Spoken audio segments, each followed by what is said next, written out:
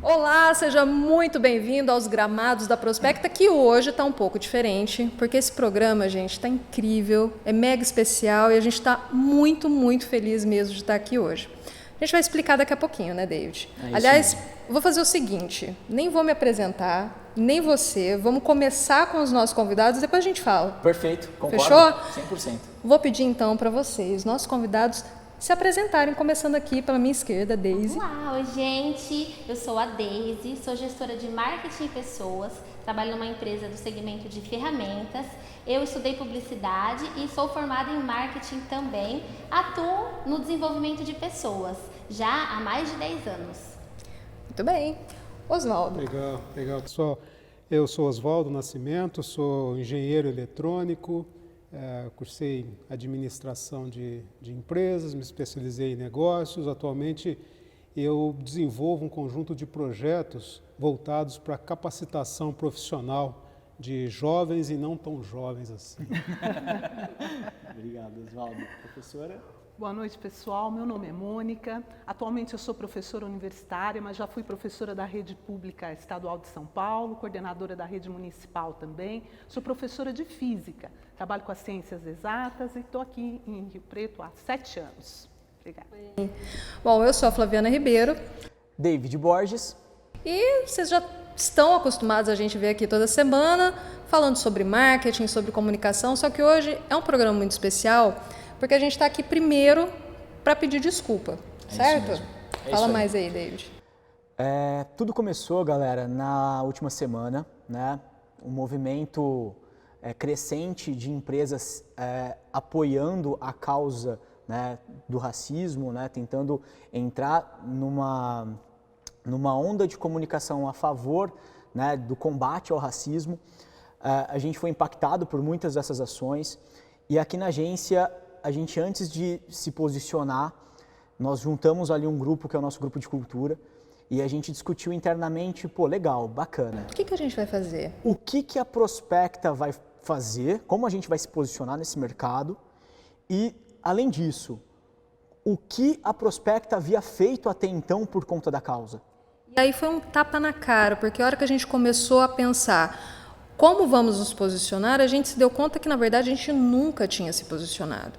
E aquele não era o momento de fazer nada, pelo contrário, vamos falar o quê agora? Quem nunca falou nada vai falar agora, de repente, do dia para a noite? Com que autoridade? Com que autoridade? E aí surgiu a ideia desse programa. Na verdade, hoje, nós não estamos aqui para falar nada. Hoje a gente está aqui para ouvir e por isso a gente está com essas pessoas maravilhosas participando do programa hoje. A gente está aqui para aprender, na verdade. Olha que responsabilidade, hein, cara?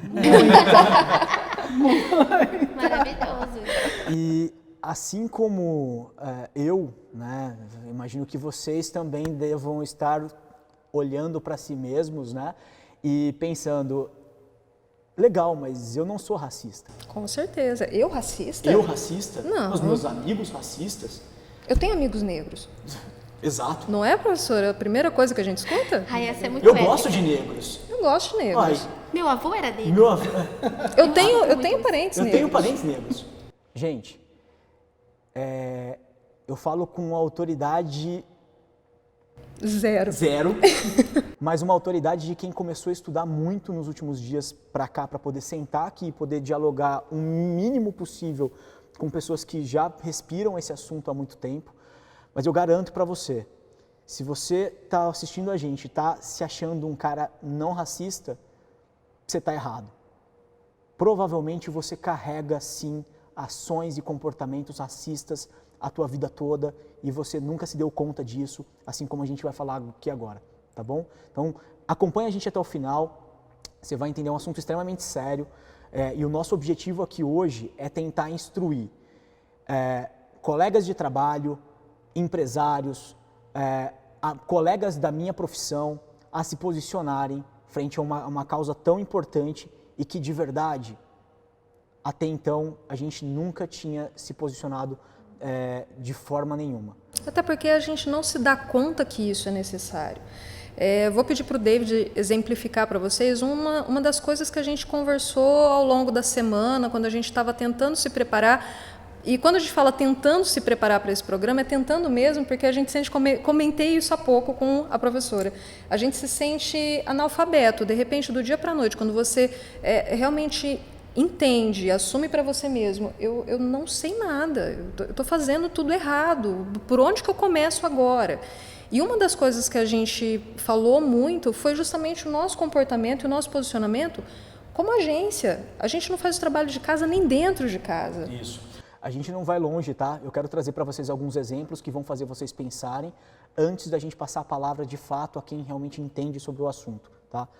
Basicamente, aqui na agência nós somos em 43 pessoas e das 43 pessoas, 0 pessoas se declararam pretas, tá?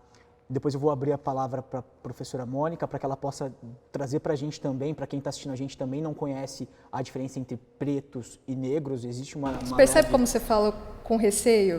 Exato. Você pensa sempre a antes gente de carrega falar, isso, não né? é? Mas a gente vai trazer aqui um exemplo, e é um dos exemplos que mais me marcaram durante minha fase de aprofundamento sobre o tema. Vou trazer um exemplo para vocês, tá? Pedrinho é um cara que foi promovido. Pedrinho era incrível, tá? Hétero, branco, tá? Pedrinho foi promovido e o patrão do Pedrinho falou assim: Pedrinho, incrível, legal, você foi promovido, parabéns, e agora eu quero que você indique alguém para o seu lugar. Pedrinho, no auge da sua cadeia de amigos ali, provavelmente está rodeado de amigos brancos e da mesma classe que Pedrinho. Pedrinho, quando indica um amigo dele para a vaga, automaticamente excluiu um processo seletivo. O patrão do Pedrinho, que aceitou a indicação e que de fato a indicação pode ter sido incrível, o novo profissional para a vaga pode ter sido fantástico. Mas repara como houve ali um privilégio e a gente acabou não considerando um processo seletivo que pudesse favorecer também outras classes, e a gente fala de racismo muito ligado a preto, negro, pardo, enfim, mas a gente está falando de racismo como um todo. Então, esse é um exemplo do que a gente vai falar aqui hoje, né? E de como a gente pode, eu falei, David, mas como a gente poderia reverter essa situação? Cara, essa é a ideia, essa é a ideia. 6 minutos que eu conversei com a professora Mônica, com a Deise, com o Oswaldo, a gente percebe, tem como, tá? Então, acompanha a gente até o final, o que a gente vai falar aqui é muito interessante. Um outro fato, um dado estatístico sobre esse assunto, tem um estudo publicado em Harvard, onde, e é um dado extremamente recente, Airbnb, tá? Foi feito um estudo no Airbnb, onde proprietários pretos de imóveis cadastrados no Airbnb, o preço dos aluguéis deles eram, em média, 12% menores do que imóveis publicados por brancos. Considerando as mesmas condições, as mesmas características, as mesmas condições de locação, para vocês entenderem como isso está intrínseco na máquina. Só que a gente está muito chocado com isso, porque é absurdo, é ridículo, mas para a gente tudo isso é muito novo. Mas para vocês eu imagino que café com leite, né, Oswaldo? O David falou sobre o fato de nós respirarmos, né, todo dia esse negócio. É mais do que respirar, é sentir.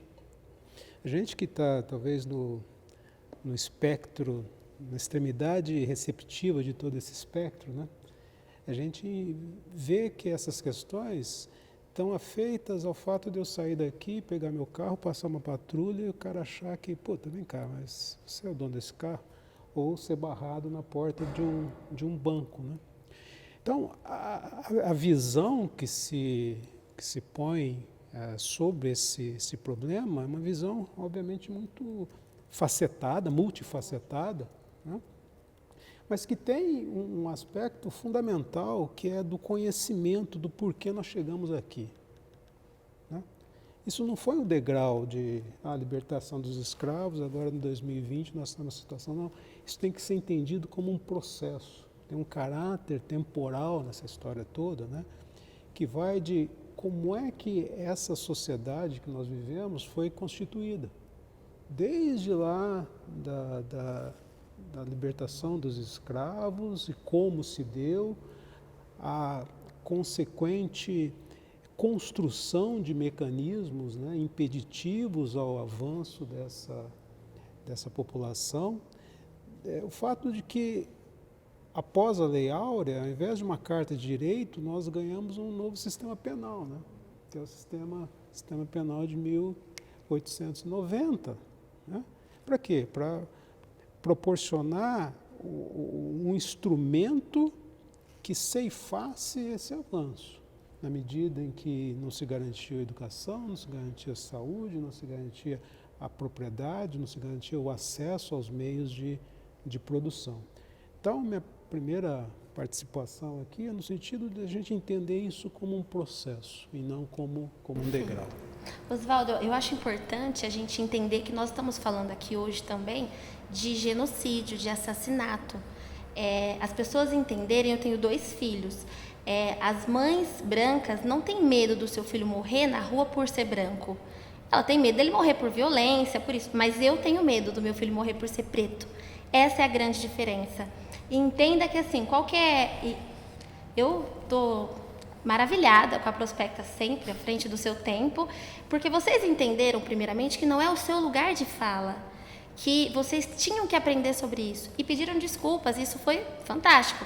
Mas o que vocês estão fazendo aqui hoje é uma coisa que as marcas têm que começar a fazer, que é se posicionar, e isso tem um preço.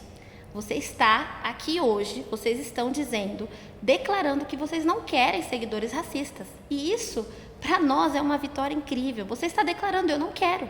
Se for para eu ter um cliente racista, eu dispenso. Então, isso é importante e é o preço que as marcas não querem pagar, tá? E essa questão que o Oswaldo falou, que é muito importante. Ninguém deixa de sentar do seu lado no ônibus e no metrô porque você é branco. Mas deixa de sentar porque você é preto. Então, quando a pessoa fala para mim, agora tudo é racismo, sempre foi. Só que agora a gente não vai mais ficar calado. Agora está sendo filmado, né, como diz o presidente, né? E eu vi essa semana um post que dizia o seguinte, o pessoal pedindo, vamos ter paz, para que isso? E aí o post era fantástico, dizia o seguinte, enquanto a gente não tiver justiça, vocês não vão ter paz. A gente precisa falar sobre isso. Porque a violência maior de todas para mim é não falar sobre isso. E, acima de tudo, as relações de poderes. Porque o racismo, sobretudo, é uma relação de poder. Eu posso mais do que você. E você se torna uma coisa.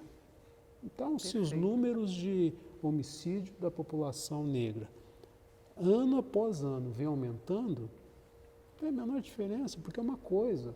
Então, não tem esse valor. Então, é tirar essa coisificação, né, que vem crescendo a passos largos. Percebeu que tua participação aqui não é alguma coisa de tomar chopp, né? É um negócio, realmente nós estamos vivendo, enquanto cidadãos e cidadãs, um momento muito auspicioso, porque nós estamos discutindo isso. É a maneira de se tratar com o fantasma, é acendendo a luz. É o que nós estamos fazendo aqui. E, Oswaldo, professora, Deise, eu queria que vocês falassem um pouquinho também, porque o Oswaldo bem citou a questão de eu não querer contratar alguém preto, alguém de uma raça diferente da minha.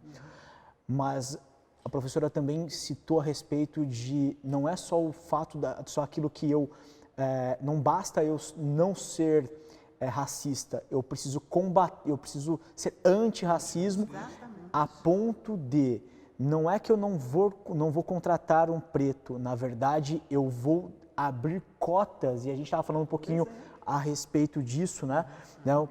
Eu queria que vocês falassem um pouquinho sobre como vocês enxergam isso, né? A gente vê cotas em faculdades públicas, mas a gente não vê esse assunto de cotas em empresas privadas. Confesso que eu pesquisei muito a respeito do assunto e quando a professora chegou aqui na agência, a gente estava batendo um papo sobre isso, sobre como os pretos enxergariam isso se eu não estaria sendo segregador, né, em criar uma vaga dentro da minha agência, por exemplo, específica para pretos. E eu tenho certeza que essa é uma dúvida também das pessoas que vão nos assistir depois. Cara, então como é que eu posso, como empresário, começar a Você tem combater... quantos colaboradores aqui? 43. Você não sente constrangido de ter 43 não negros? A aqui? verdade é que até então a se dado gente nunca tinha conta parado disso. para Até pensar a no última seguinte, semana. a Porque verdade a é tua essa. colocação é ultra pertinente. Poxa, será que esses caras não vão se sentir mal se souberem que eu estou contratando só porque ele é negro? Então, o questionamento que eu faço é...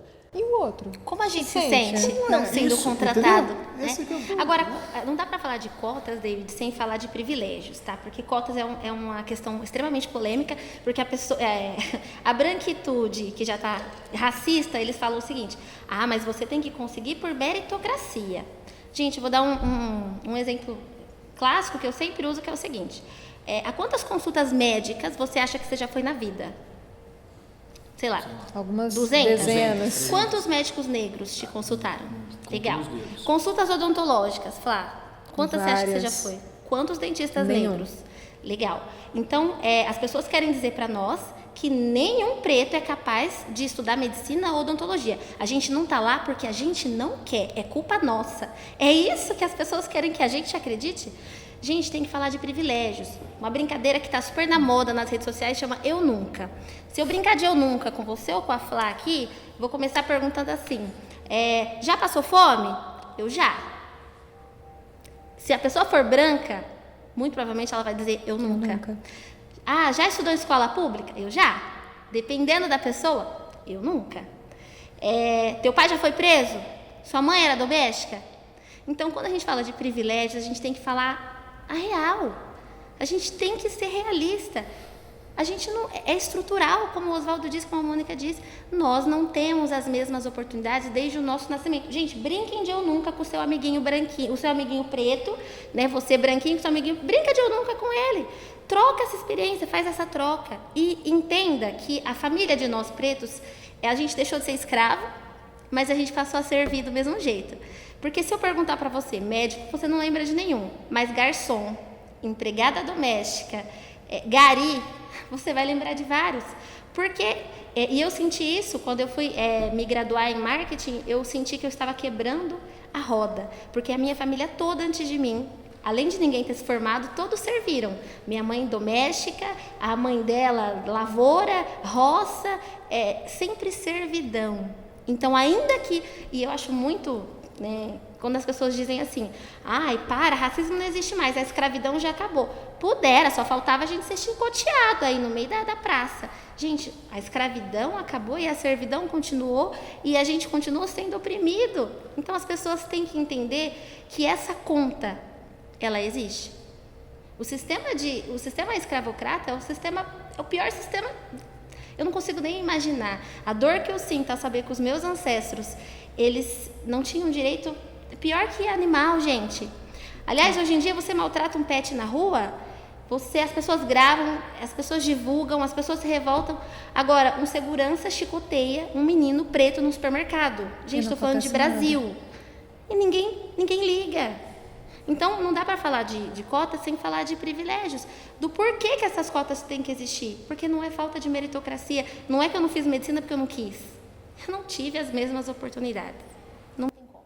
E tem uma sutileza também, né? Quando você vira e fala assim, eu vou contratar, vou fazer uma indicação. Você vê como, não é que você virou e falou assim, ele é preto, não, eu não vou pegar. Quando você faz essa indicação, você mesmo já deu o tom. Você fala assim, quando eu faço a indicação, é muito mais provável que ela vai indicar uma pessoa branca, porque é do convívio, é dali que ela está. Então, é nesse sentido que não adianta só falar assim, eu vou fazer como eu tenho sido sempre feito. Não, então você vai procurar um preto para contratar. Essa que é a diferença, que aí você muda um pouco a brincadeira, e isso é muito importante, né? Que são essas ações. Você disse também, né, a gente está falando a questão das cotas, né, e da meritocracia. Né? Veja, a meritocracia em si, ela não é ela em si um problema, quando a gente está tratando com iguais. Entre os semelhantes, falar de meritocracia está tudo bem.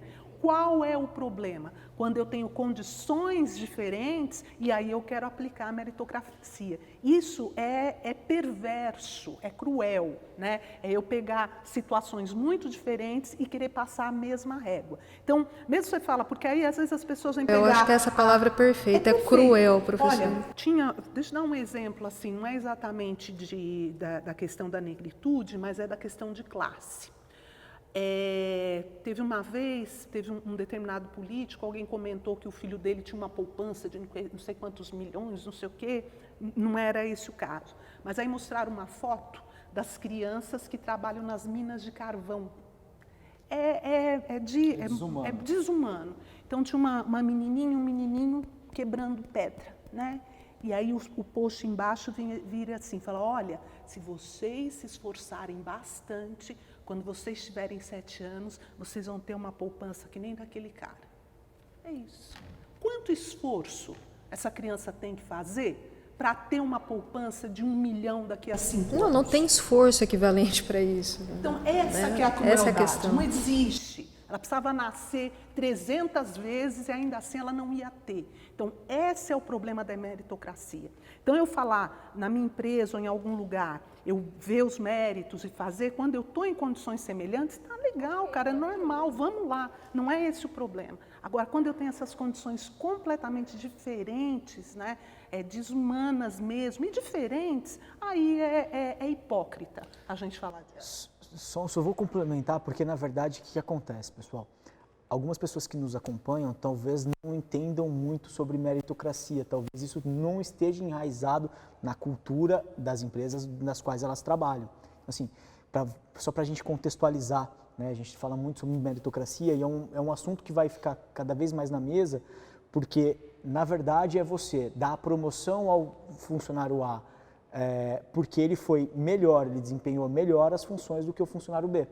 E a gente falar de meritocracia nesse momento é pensar o seguinte, talvez o funcionário B não tenha desempenhado tão bem a sua função porque ele não teve instrução, ele não vem de uma boa base, ele não teve uma boa educação na sua base. Então a gente levar todos esses outros fatores em consideração em uma possível promoção, virada de cargo e assim por diante. Muitas vezes, né, quando a gente fala de meritocracia em uma empresa, aqui, por exemplo, a gente fala muito sobre isso, mas até então, de novo, mais um exemplo de como a gente também nunca tinha olhado por essa ótica, né, é a gente analisar apenas quem está aqui agora e não quem foi essa pessoa antes dela entrar aqui. Né? A jornada dela, analisar o todo, né? Então desconsiderar um pouco o que ela está entregando agora para considerar aquilo que ela foi no passado ou de onde ela veio, de como ela chegou até aqui, talvez faça mais sentido do que de fato analisar só aquele número naquele momento. Né? Então, só queria fazer essa pausa de contextualização para que a galera que está assistindo a gente também entendesse sobre essa questão de meritocracia e como isso afeta o dia a dia de todos nós aqui nessa mesa. Eu até diria, se você me permite, o seguinte, pode parecer um pouco assim, falar assim, então, mas aqui eu vou virar, vou ficar cuidando, eu sou asilo, sou orfanato, sou um negócio assim, né? Então, não é isso. A empresa, ela tem essa questão, vocês têm um objetivo, tem foco, tem coisas que vocês querem alcançar. A gente está falando de futuro mesmo, né? Então, a gente está vendo que existem pessoas que podem, sim, fazer tão bem isso que você quer, se não nesse momento, futuramente. A outra questão também tem a ver com a entrada, né? Quando eu tenho um processo de seleção, de novo, quando você vira e fala assim, tem que chegar aqui sabendo inglês, você já passou uma régua forte, não é? Tem que chegar aqui de determinada universidade, você passou outra, né? Agora veja, não estou também dizendo, né, e acho que é importante, já que a gente está falando com as empresas, então que você vai abrir, é uma coisa só da bondade, não é isso. A pergunta é a seguinte, quantos talentos ótimos, maravilhosos, importantes, você está perdendo, porque no primeiro momento você não deixou. Essa que é a questão. Não estava conversando com o David também, só uma outra coisa, a gente pode até, não vou obviamente, né, a gente podia entrar numa discussão sobre o capitalismo, né, de falar assim, olha, o capitalismo ele se alimenta dessa questão do gênero, da raça, da classe, do machismo, do racismo. Mas nem vou entrar nessa, tá bom? Porque a gente está falando de empresas, vamos para outra linha, pelo menos na nossa conversa.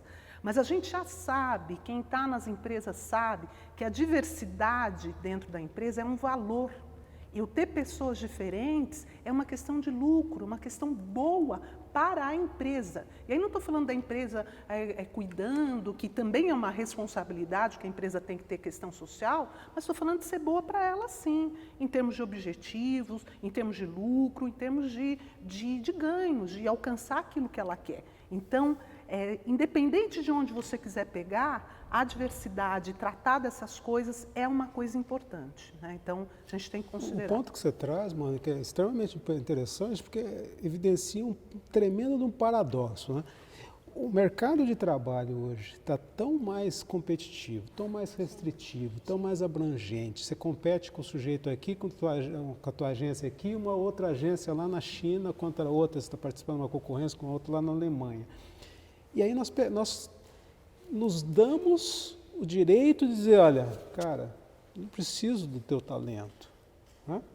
Porque, seja pela maneira pela qual você recruta, a maneira pela qual você retém, e isso, quando você expande um pouco mais, eu falei sobre os 54% da população negra no Brasil, nós estamos vivendo aqui problemas com distribuição de alimentos, saneamento básico, mobilidade urbana, educação, saúde, segurança. Ou seja, são problemas cada vez mais complexos. E aí o que nós estamos dizendo? Nós estamos pegando metade dessa população pensante e deixando apartada ali do lado. Só que a outra metade também não consegue resolver esses problemas. Então, só por uma questão de lógica, de inteligência, o que eu faço para acolher esse pessoal, para colocá-lo no gramado, né? Para tentar fazer o gol, todos juntos. Que ele tenha pelo menos a oportunidade. Claro, a analogia que eu faço, Fabiana, é do 777, né? Do avião lá.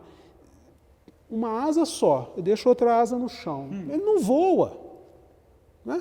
É o que nós estamos fazendo aqui, destruindo. Nós estamos destruindo o futuro. Quando você tem uma ação policial numa favela e utiliza diferentes protocolos quando você aborda uma pessoa pela cor da sua pele, né? O futuro está indo embora. Esses jovens que seriam excelentes contribuidores nesse processo que nós estamos discutindo, não vai estar mais lá. Agora, precisa mudar o mindset. Por quê? Eu sou gestora numa empresa de marketing e eu sou recrutadora. E os líderes, os gestores, os empresários, eles são predominantemente o quê? Brancos. Então, precisa mudar, que é o que o David e a Flaviana estão fazendo aqui. Precisa mudar o mindset, precisa mudar de dentro para fora, para aí sim eu começar a buscar. Eu quero essa diversidade e mais, eu quero ser antirracista e a minha empresa é antirracista e é isso que eu quero entregar para o mundo. Porque não dá para eu mudar, como é que eu vou colocar um gestor preto em cada empresa para ele poder recrutar mais pretos? Não dá. Precisa mudar esse mindset. E eu, como recrutadora, quantas vezes eu fazendo a entrevista, a pessoa precisando do emprego e desdenhava de mim, porque é você que contrata? Gente, eu já escutei isso, não foi uma vez só, tá? É que às vezes choca as pessoas falar, será? Sim. Principalmente de pessoas brancas mais velhas e principalmente, predominantemente, de homens. A mulher, ela tem mais empatia, né? Então, assim, eu já sofri com isso. Eu me lembro, eu como atuo também na área de marketing, eu me lembro de um evento que eu, num buffet aqui de Rio Preto, que a empresa que eu trabalhava estava patrocinando o evento. E eu, né, toda trabalhada num vestido preto, maquiada, maravilhosa. Nossa, meu evento, tudo, né? E aí eu nunca vou esquecer isso, o meu esposo sentado na mesa e eu me levantei para pegar alguma coisa e uma pessoa na festa me perguntou se eu podia pegar um refrigerante para ela. E assim, eu não estava vestida de uniforme, eu estava toda trabalhada na minha elegância de um vestido. Então assim, até me passou pela cabeça se não foi proposital, porque assim, será que eu estava com cara de garçonete? Existe cara de garçonete? Existe cara de bandido? Eu sofri uma abordagem policial recentemente, dia 25 de maio. Nunca tinha passado por isso.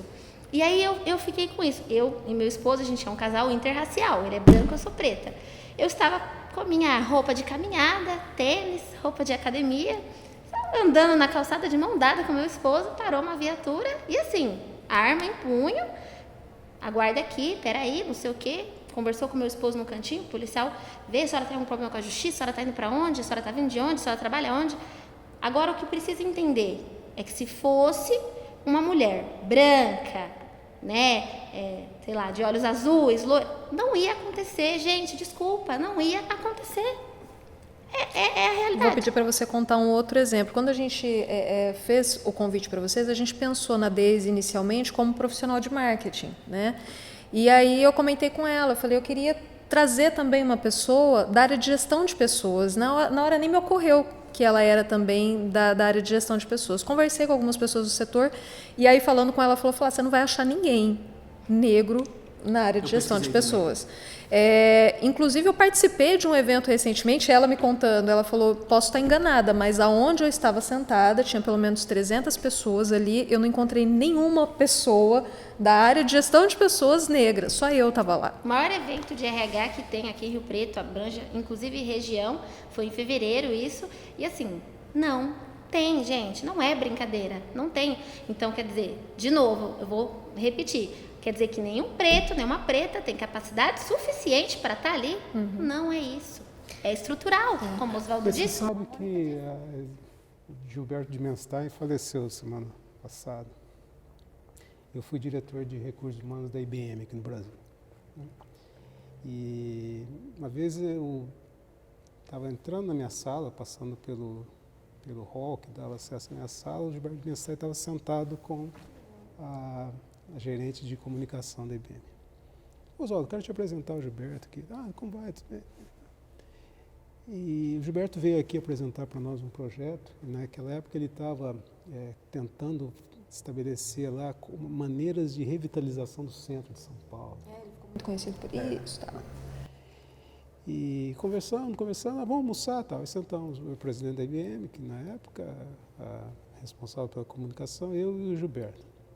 Em determinado momento do almoço, o Gilberto olhou para mim e falou assim, Oswaldo, desde que nós começamos a almoçar aqui, eu estou pensando, eu não conheço um negro que ocupa um cargo na sua posição. Que você ocupa. Né?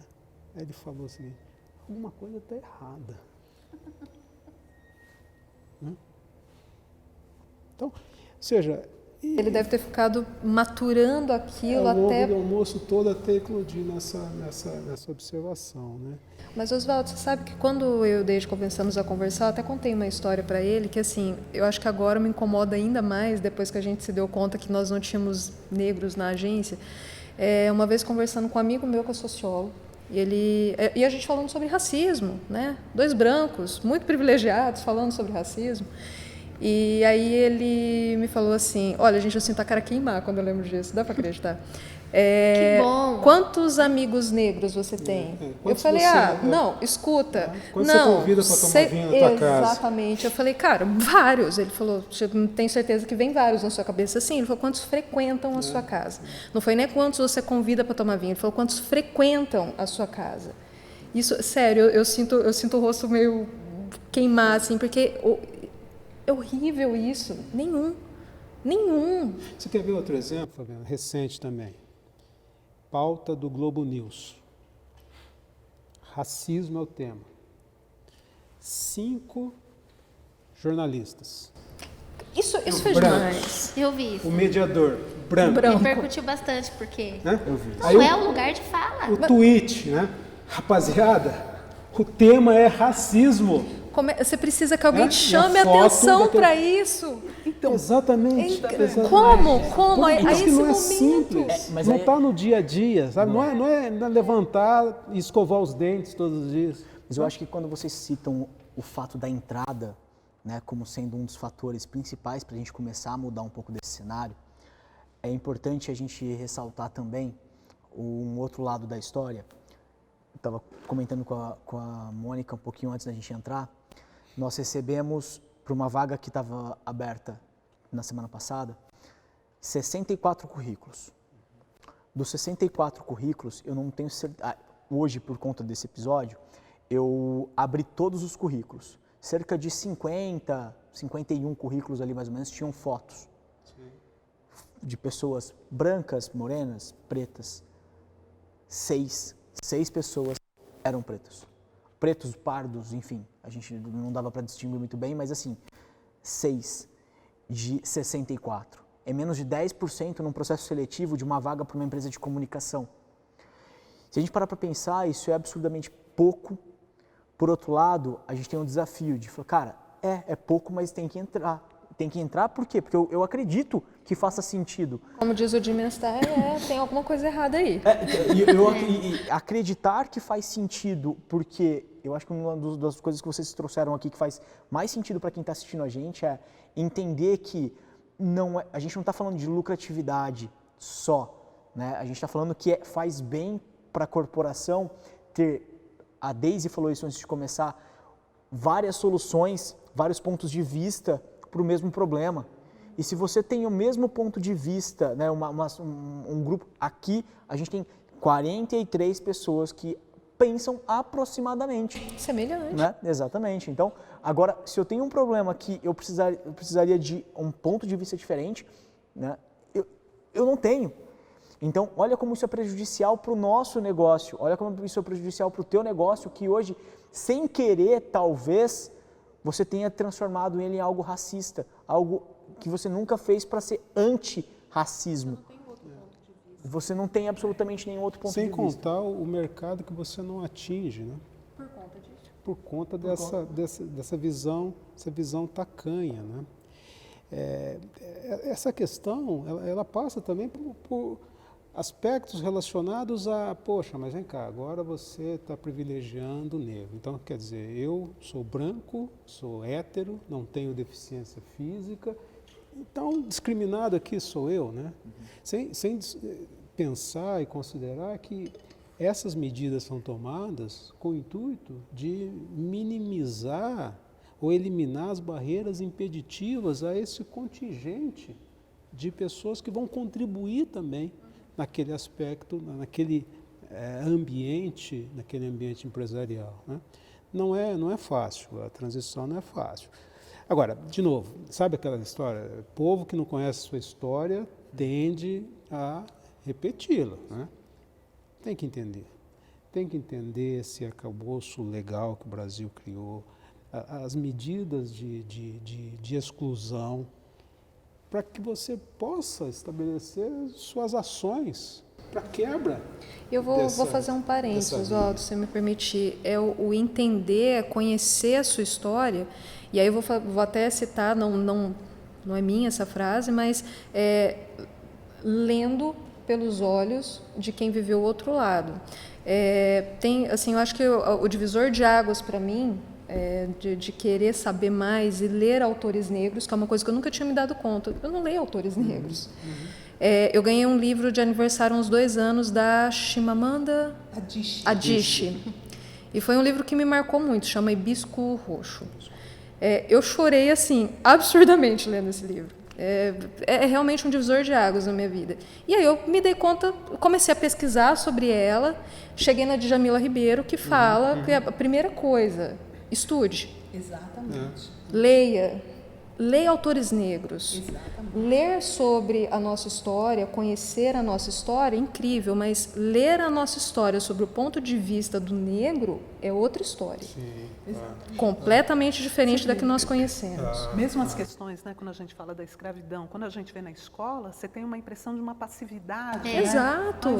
Exato. Tinha que acontecer, era necessário. Eles brigavam uma princesa branca, né, fez a abolição. Então, de todas as revoltas, de tudo o que foi feito, de toda essa luta que foi construída, e mesmo o dia depois, né, a gente tem que ter até hoje as comemorações, né, do dia 14 de maio, que é o que é? É o dia depois. O que aconteceu no dia depois? Não é?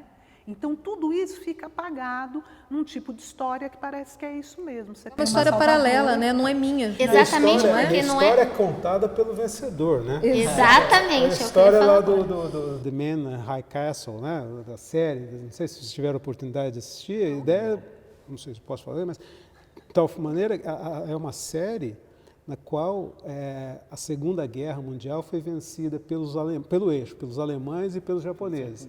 Então, eles dividiram os Estados Unidos na costa leste, dos alemães, na costa oeste, dos japoneses. Então, ele conta a história como se a Alemanha e o Japão tivessem ganho a guerra. Ou seja, então você falou, poxa, faço a leitura da história, você faz a leitura da história porque pelo vencedor da história. Lê o outro lado, Você vai descobrir que a escravidão não foi aquela coisa assim, rósea, como descrito. A única professora falou perfeitamente, porque além do racismo, que o David já falou que está intrínseco, existe aquela questão de não permitir que os negros sejam protagonistas de nada. A minha história vai ser contada por uma pessoa branca. Então, que é o que hoje vocês maravilhosamente falaram não, que é o que aconteceu lá no dito jornal. Então, assim, além do racismo, existe aquela coisa de eu não aceito o preto, a preta. É aquela história que você contou. Alguma coisa de errada tem. Gente, eu vejo esses olhares sempre. Nossa, mas uma mulher preta na frente de uma gestão de pessoas de uma empresa como a Você Benítez, é a chefe? 23 anos, né? É você. E aí, só quero voltar um pouquinho na questão da diversidade que vocês estavam abordando, que, assim, fala-se tanto em diversidade de gênero, gerações. Na minha experiência como gestão de pessoas, fala-se tanto nisso, né? E a diversidade de raças fica assim, né? Ah, não, né? Não precisa. Você está deixando também, David, de conversar com esse público. Porque quando você não tem uma cabeça pensante aqui de um preto, de uma preta, além de você perder aquele intelecto que é totalmente capaz, fantástico, né, criativo, você está deixando de conversar com esse público. Você está fazendo... Sim. Exato. Né? E é aquilo que eu falei com a Flá, né? Quantos designers pretos você já trabalhou? Atendente, social media, redator? Quantos? Gente, não tem. Então, assim, além de tudo, e eu sou suspeita porque trabalho também com marketing, a publicidade é totalmente branca. Porque preto não tinha poder de compra. Eu não converso com esse público, né? Então, acho que a primeira coisa, na pergunta que vocês fizeram, né? Como as marcas devem se posicionar? Primeiro é se posicionar, que nem vocês fizeram agora. É levantar essa bandeira e pagar o preço e falar, não, eu quero falar sobre isso porque eu quero ser antirracista. E segundo não apoiar, não patrocinar eventos brancos centrados, cobrar das pessoas brancas que tenham pessoas negras sentadas nessas mesas de conversa, nesses eventos, realmente, na hora de meu recrutamento e seleção, pensar isso, que eu tenho certeza que agora você vai pensar. Quantas pessoas estão participando desse processo seletivo? Quantas são brancas? Quantas são pretas? Então, assim, precisa mudar esse mindset, precisa conhecer. Você me fez lembrar um caso aqui, a gente está falando sobre marcas, né? O caso da Coca-Cola com a África do Sul. A sede da Coca-Cola é em Atlanta, no estado da Geórgia, nos Estados Unidos. Os negros no estado da Geórgia, em determinado momento, disseram o seguinte: nós adoramos Coca-Cola, mas se você não sair da África do Sul, eu não tomo mais Coca-Cola. Foi quando a Coca-Cola decidiu encerrar as operações na África do Sul. Você vê o poderio que esse negócio tem dos dois lados, né? O poder do consumidor, se ele realmente tomar uma decisão, né? Quantas e quantas, vocês obviamente têm mais dados que eu, quantas e quantas propagandas foram tiradas do ar por conta de ferir um aspecto que inicialmente era inocente, né? Eu acho que tudo bem. Propaganda da Dove, né? Legal. Não. Aí eu posso trazer à tona um outro assunto para a gente também debater, sobre o apoio que a população pode dar para empresas que estão se posicionando, além de se posicionar, defendendo e tentando interagir com algo que elas não tinham contato, mas assim, a propaganda do cara da caminhonete, a gente estava falando, né? Quantas propagandas, quantos comerciais a gente vê hoje no mercado de um preto, de um negro, de braço de fora numa caminhonete, dirigindo um Rolex com braço de preto, um perfume importado. em um preto, e a gente discutindo sobre isso, né? Porque o que a gente viu também, aí é um ponto importante, eu também entendi a boa intenção dos comentários, mas eu vi muita gente criticando marcas que estavam tentando se posicionar, né, nesse momento, e eu sei que foi raso, eu entendo, mas entendam que também até agora nunca ninguém tinha se posicionado. Então, entendam, população, que vocês que estão aí assistindo a gente, talvez não sejam empresários, mas que assistem a gente, entender que nesse momento está na hora da gente também pensar em dar apoio a empresas que não estão tendo, não tiveram a melhor atitude, tá, tudo bem, não tiveram, mas estão tentando dar um passo. E agora o que a gente precisa é, de fato, dar um passo, é começar. Posso completar a tua pergunta? Eu ia perguntar justamente isso, mas antes da população. A gente está falando, né, de como a empresa pode se posicionar, como ela pode recrutar, que cuidado eu tenho que ter como empresa, como gestor, para não fazer isso de forma rasa, como você falou, de forma despreparada ou só para aparecer. Né? Porque a gente sabe que tem a propaganda oportunista, está todo mundo surfando nessa onda, vou surfar também, ao passo que também tem um empresário que vai assistir, vai ler alguma coisa, vai falar, cara, é verdade, eu preciso mudar o meu processo seletivo, eu preciso ver se eu estou falando da forma correta com esse público, né? Como dar o primeiro passo, então, da forma correta? Eu acho que a Deise falou uma coisa importante, a questão do gestor, não é? O gestor, né, quem está na cabeça da empresa, ele dá o tom, né? Ele dá o tom daquilo que se pode e que não se pode fazer, né? Então, pensar nisso, o gestor que começa a pensar, fala assim, não, eu quero que a minha empresa mude isso é um passo muito importante. E aí se começam as ações. Elaborar ações afirmativas efetivas dentro da empresa, para discutir, para pensar, falar, olha, nossa empresa não está sendo uma empresa que está garantindo essa diversidade. Que ações efetivas nós vamos ter? Não adianta eu falar para fora se dentro eu ainda não tenho esse discurso. Na verdade, o público, de uma certa forma, aí vocês me falam melhor do que eu, mas ele percebe isso. Lógico. Né? Totalmente. Ele percebe, que é superficial inclusive, aqui. Exatamente. Ele percebe, inclusive, essa coisa, vamos supor, forçada, da manhã eu pegar e fazer, eu achar que é porque eu estou fazendo uma propaganda de um produto que não tem nada a ver e colocando só uma pessoa negra ali e só pronto. Fiz minha parte. Fiz minha parte. Pronto, agora já estou liberado. Então não é isso. Mas eu né? não contrataria uma pessoa negra para fazer aquela campanha para mim. Exatamente. Será que eu contrataria uma pessoa negra para fazer uma Perfeito. campanha para mim? Perfeito. O negócio tem que ser de dentro, gente. Então pensar nessas coisas, né, na raiz disso, né? Você falou tem o livro da Djamila que é muito joia, né, que fala, né, pequeno manual antirracista, que são pontos, né? Que ele fala, olha, a primeira coisa, pontos, né? Eu até tenho. Que bacana. Deixa eu ver se eu sei de cor. Gente, você pensa que eu não tenho cola? Eu estudar, vamos lá. O Informe-se sobre o racismo. Muito jóia. Enxergue a negritude. Né? E é curtinho, são umas coisas muito jóias. Porque é invisibilizado, né? Exatamente. Explica o que é o enxergar a negritude, porque isso não fica claro pra gente. A primeira vez que eu li o manual, que eu enxergo a negritude. Como assim enxerga a negritude? Então, quando a gente virou e falou isso daqui, aí me permitem, mas estão falando, né? Você tem 43, 40 Você não tinha visto? E você, né? Mas não viu, não é? É isso. Tá aí um exemplo claro de enxerga. Não viu, mas que bom verdade. que está vendo, mas você não enxerga essas coisas, né? No processo seletivo que você está falando, que você falou, peguei 50 e não vi que tinha só 6 ou tinha 5 negros ali, é realmente um processo da gente não enxergar. E a gente vai começando a enxergar isso como natural. Eu ter um pacote de 50 currículos e ter 5 ali de negros, é assim mesmo. Sempre foi assim. E aí Se isso não te incomoda, cadê tem os um problema. 54% da população? A gente tem que procurar esse povo.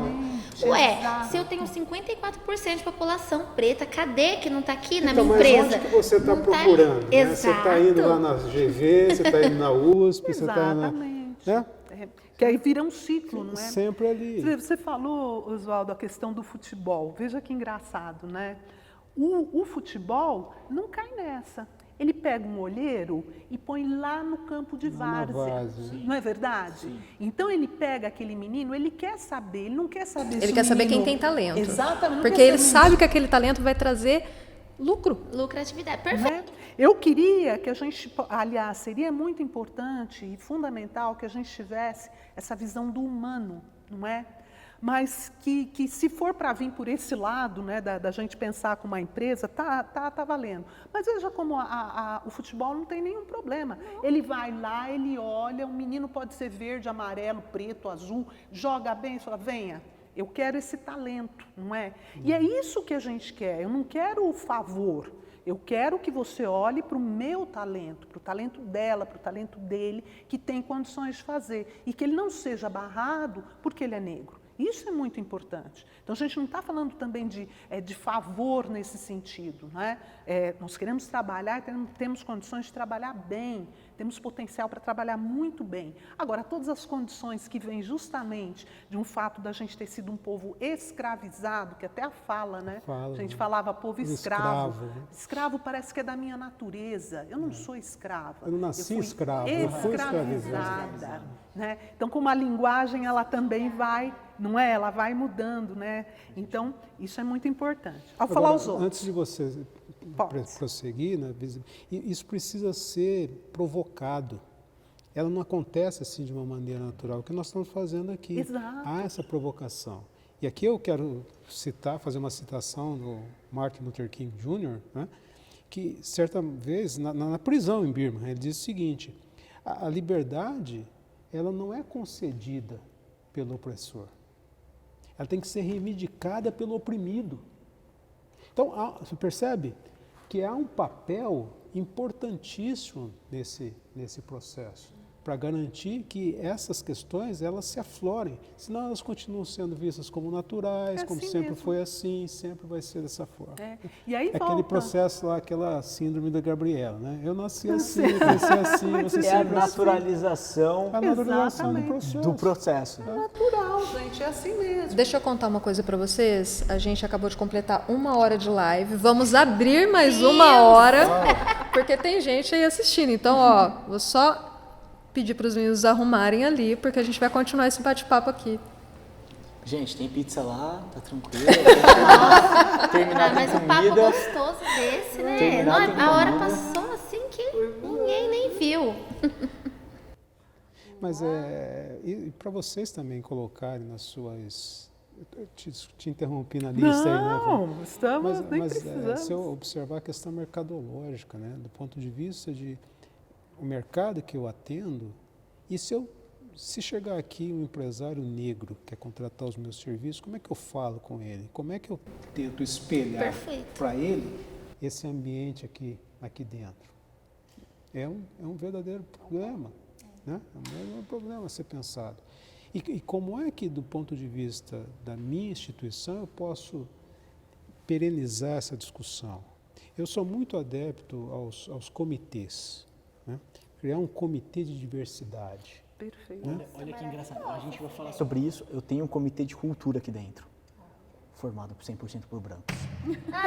Mas você só tem branco aqui, Meu cara. Deus Como é que ia do ser de céu! outro jeito? Então assim, ó, para Está vocês garantindo o entenderem... gênero, entre gêneros está garantindo? Estamos.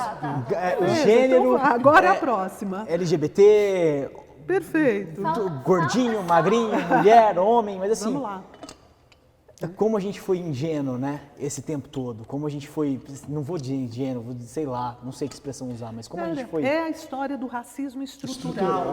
Você foi que omisso você sem tá saber que estava vendo. sendo omisso. A Né? gente está sentindo, vocês estão sentindo na pele essa ideia e que às vezes a gente também não tem essa ideia. Você tem uma estrutura. Se você não fizer nada, vai ficar assim, uma estrutura racista. Ela vai tocando. Né? Ela vai tocando. Isso que o Oswaldo E vai disse, perpetuando. vai perpetuando, né? De cortar, de novo, é essa, né? Se você tem a estrutura, se você fica quietinho na sua, não precisa, né, ser você racista. É só você deixar a coisa rolar que a estrutura dá conta. Você vê a questão da opressão até cultural do povo preto, né? Porque o povo preto ele teve que ir se adequando à cultura da branquitude. Então é desde o cabelo, que hoje, graças a Deus, teu cabelo tem que ser liso, porque o nosso é liso, então tinha que alisar. Religião, então a entrevista de emprego. Nossa. Vou entrevistar uma pessoa com um crucifixo, cristianismo, normal, né? Tá, mas e se vier um preto com colar de orixá? Uma preta com turbante?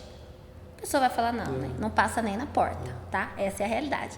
Então, quer dizer, o crucifixo pode. Então, isso é a colonização estrutural. Agora, o colar de orixá, que é próprio da cultura dele, não pode. Então, assim, é tremendo o que precisa ser transformado. E tentar enxergar no outro aquilo que, para você, é como quando você fala roupas étnicas, o que vem à tua mente? Né? Uma bata colorida. Estou pensando nisso. Terno e gravata, não. Não, Porque não é étnico é o outro. É o outro. Você não. Eu sou normal. Eu sou a base. Você é que eu sou o étnico, espelho. entendeu? Eu sou o espelho. É Eu sou a base que você tem que seguir. Eu sou o padrão. Todo o resto é étnico. Gente, eu passo por isso. Eu adoro usar turbante e usar box braids e trança na go. E as pessoas olham assim, às vezes eu me sinto um ET. Eu falo A que eu pessoa me não sinto... pede pra colocar a mão no seu cabelo? Pede, gente, pede pra pôr a mão e pergunta como que lava. Eu falo com shampoo que lava. Porque, além de tudo, tem a questão, é exótico, né? É exótico. Então, assim, eu falo que eu me sinto super especial, porque eu me sinto única, porque a pessoa olha e fala, gente, né? Então, assim, o normativo é o que é branco, tá? Todo o restante não é normal. Então, a gente ainda tinha que se condicionar. É aquilo que você estava me perguntando. Você já ganhou uma boneca preta na tua infância? Imagina. As Barbies que eu ganhei, que eram usadas, né, que as filhas das patroas da minha mãe que me davam, eu olhava para aquela boneca e falava, gente, tem alguma coisa errada comigo. A boneca é branca, loira, né, é toda europeia, então quer dizer, eu sou errada. E aí é onde meu cabelo tá errado, eu tô errada. Por que eu sou assim?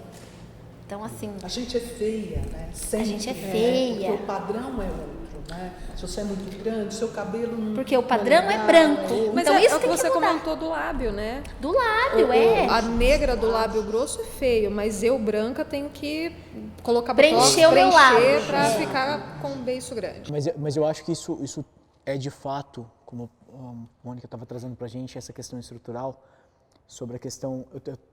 Como eu disse para vocês, eu não respirava esse universo, então eu estava tentando consumir o máximo de conteúdo a respeito disso. E eu assisti um teste onde colocaram crianças dentro de uma sala e 2 bonecas na mesa. Eles perguntavam, qual é a boneca... Não, quem é o bandido? Esse experimento que você Doloroso mencionou isso. retrata muito bem. E o que mais choca é a tenra-idade. Desde aquela idade, ela ouve que teu cabelo é feio, que o preto é feio. E é o que o David falou, naturalizar o racismo. A gente precisa falar disso, naturalização, as microagressões que a gente estava comentando, e falar, não, tudo bem, isso aí é normal, sempre foi assim. A gente é muito Você pequenininho. vai trabalhando, Nossa. né? Esse teste é um teste antigo, né? Bem antigo. Não perguntava bandido, perguntava para as crianças quem era má. Quem era má. Qual era a boneca má. Era Tem isso razão, mesmo. quem é a Mas é boneca má. antigo, Tem né? razão. Então Essa você foi- tinha. E olha, o que mais me dói, cada um, né, vê uma coisa, é quando você vê as crianças negras apontando para aquela negra. Então você vê, aquilo é muito assim, porque qual é a boneca má? É a que parece comigo. Então, como é que isso vai ficando na nossa cabeça? Então, quando a gente vai pensando nessas construções diárias, em que a gente não pensa, em que a menina não vê a boneca bonita dela, e não sei você, Deise, agora a gente pensa nisso, mas eu tenho total certeza que quando eu era pequena, eu não elaborava. Eu só via. Não, eu só vi e me sentia diferente. Você só sente, você não elabora. Não consegue Agora você elaborar para e fala, não, peraí, né? Você consegue elaborar um pouco, né? Mas essas coisas estão muito introjetadas. Mas quando a gente vê da criança, isso é muito Mas pesado. quantos é que conseguem transpor essa barreira? Exatamente. E quantos ficam de frente do Dick ali Exato. e não conseguem pular para o outro lado? Quer ver um exemplo? Lewis Hamilton, piloto de Fórmula 1, né? Inglês. Tá hoje no jornal. Ele diz o seguinte, que a maneira pela qual ele dirige, a agressividade com a qual ele dirige hoje, é fruto dos desmandos que ele sofreu quando criança, o preconceito que ele enfrentou quando criança. Aquilo Ter desabrocha apanhado. ali, né? Mas isso quando ele era criança. O cara é um adulto hoje. Percebe como é nefasto esse negócio? que ele está carregando isso e vai continuar carregando ao longo da vida toda. E aquilo que o David falou aqui no início, né? Se você acha que você não é racista, assista essa live até o final. E aí eu digo pra você o seguinte, eu não sou racista, ok. Mas se vier um preto atrás de você de noite no escuro, com um moletom, uma mochila, mas o cara é preto, você tá sozinho andando na rua, você vai me desculpar. Você vai ficar com medo. Mas você não vai ficar com medo porque é um cara andando na rua. É porque é um cara preto andando na rua atrás de você. Porque se for o David, mesmo de moletom, você não vai nem olhar pra trás. é um cara voltando pra casa. Você entendeu? Você vai olhar pro cara preto e vai falar, vou ser roubado. Eu queria muito que, Mônica, acho que um pouquinho antes da gente começar, você deu um exemplo muito bom. E eu queria tocar no assunto das microagressões e da naturalização daquilo que a gente acredita que não é racismo, né? Por parte de quem fala, por parte de quem agride. É aquilo, né? Quem bate esquece, quem apanha nunca esquece. Mas eu queria que você citasse um pouquinho aquela questão, até mesmo o exemplo do que você me disse sobre a barba, porque eu acho que aquilo demonstra muito bem para as pessoas a questão da naturalização. O que é uma agressão hoje que nós como sociedade consideramos normal e que na verdade não deveria ser considerado como normal, e o exemplo da barba que realmente quebrou. Não é verdade? É verdade. Na verdade foi uma provocação da Daisy, né? Nossa, microagressão é um gatilho fortíssimo pra mim, gente. Porque acho que é o mais forte. Né? De falar assim, você está numa roda e alguém solta uma piada sobre negros sem nenhum problema, né? De virar e falar, ai que cheiro, ai que isso, ou qualquer outra coisa, né? Mas duvido, né? A gente virou que eu ia virar e falar assim, nossa, gente, homem de barba deve ser tão fedido, né? Deve ter bicho aí nessa barba. Eu não falo isso. Na verdade, essa microagressão é fedor de preto, as pessoas falam, ai, que fedor de negro, e elas acham isso normal e falam isso perto de pessoas pretas e falam, ai, você vai achar ruim, tá vendo? Você que é racista. Ou você que tá com menininho. O racismo está na cabeça de quem ouve, né? Nego fala Isso, isso. o pessoal fala isso. E aí? Quer dizer, além de ser racista, ainda querem culpar os pretos. Que mais? Preta dá uma branca. Ai, você é uma pretinha, dá uma branca. Mas peraí. Gente, eu sou preta e a alma tem que ser branca. Ou então, essa é clássica. Olha, você é uma preta, mas é uma preta bonita. É aquilo que eu te falei. Quando você elogia uma mulher branca, é uma mulher bonita. Quando é uma preta, olha que preta bonita. É verdade. É preta, mas é bonita. É Quer dizer, verdade. todo o resto é todo mundo Mas feio. é fundamental, não é? Porque a linha é o seguinte, você é preta, você é feia. Eu sou preta, você é feia. Mas você é exceção, Daisy, você é eu estou bonita. me lembrando de uma situação aqui. Minha esposa é branca e nós morávamos em Rio Preto, e uma segunda-feira ela conversando com uma amiga nossa, de convívio, né? Os casais frequentavam e tal, ela branca também, e o marido dela branco. E aí, como é que foi teu final de semana? Como é que foi? Não sei o quê. Essa amiga falou o seguinte, poxa vida, meu final de semana foi uma tremenda de uma roubada. Meu marido decidiu mudar aqui alguns armários na cozinha e aí não conseguiu, deixou esse negócio aqui tudo aberto e foi trabalhar, mas antes dele sair eu falei para ele, olha, você volta logo que eu não quero minha cozinha como parecido com cozinha de preto, hein? E contou isso para minha esposa. Minha esposa falou assim, escuta, a minha cozinha é de preto, mas é bem arrumadinha, não tem problema nenhum. Pelo amor de Deus, não foi isso que eu quis dizer, não fala para o Oswaldo, ato contínuo, Oswaldo, então, E é a naturalização. e ela ficou Serviço de preto. uns 3 meses me evitando, né? Mas porque na cabeça dela, aquilo é cozinha de preto, toda cozinha de preto é dessa Serviço forma. de preto. Serviço de O preto. serviço de Essa preto é clássica. nas coxas. Feito nas coxas, né? por conta das Ou então, telhas. isso aí é serviço de preto. Tinha uma clássica que eu odiava muito, que é preto parado é suspeito, correndo é ladrão. Era uma piada. Eu era obrigada a ouvir isso nas rodas de conversa. Olha, aí a gente voltando para a questão da empresa, acho que é fundamental. Na empresa, você tem um ambiente que permite isso, né? A liderança permite isso. Eu Você, sei que líder, é, faz você esse tipo faz. de Eu piada? sei que você nunca, na empresa, em qualquer chefia, você não tem o controle miúdo, mas o seu papel é fundamental. Né? Se você faz a piada, você permite que todo mundo faça. Com certeza. Se você breca isso, você segura essa onda. Então, você compreender que isso prejudica o ambiente, que você tem sim. E olha que interessante também como vira um ciclo também positivo. Será possível que se eu tiver um funcionário negro na minha equipe, que eu viro todo dia e falo, não, uma equipe, somos nós, vamos lá, rumo ao alvo, ao objetivo, nós vamos vencer essa. E tudo bem, aí eu pego e solto uma dessa, e aí tá tudo bem. Então, como é que é isso? Como é que depois eu viro para ele e falo, juntos? E se na empresa você estabelece os canais que possam viabilizar esse tipo de comunicação, inclusive denúncia. Porque se você recebe uma denúncia ou uma reclamação e não faz nada, que mensagem você está passando e para quem? Exatamente. E a Deise falou uma coisa antes da gente começar, eu estava ali e eu escutei você comentando e me marcou muito.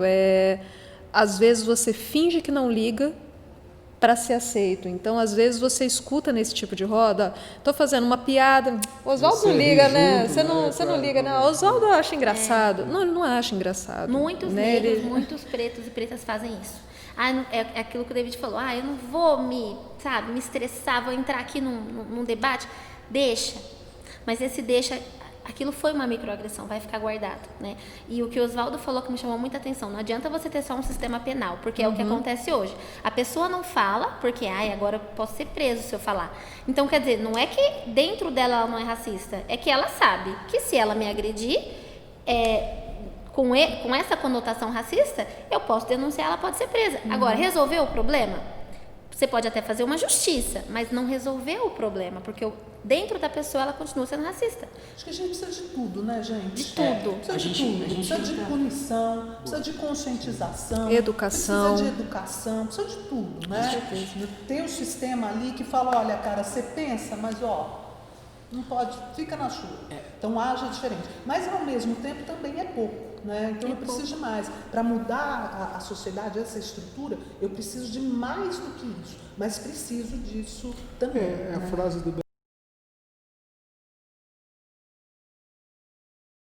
Usando essa frase, Oswaldo, eu queria convidar vocês a gente construir juntos aqui um pequeno conjunto de ações onde a gente consiga ensinar quem está assistindo, quem ficou com a gente até o final, de fato, a implementar algumas práticas. Por exemplo, a última agora que eu me lembro que ficou muito claro aqui, que cara, você tem um canal na Benítez, na faculdade, na empresa do Oswaldo, na nossa, do mercado. Existe um canal de denúncia?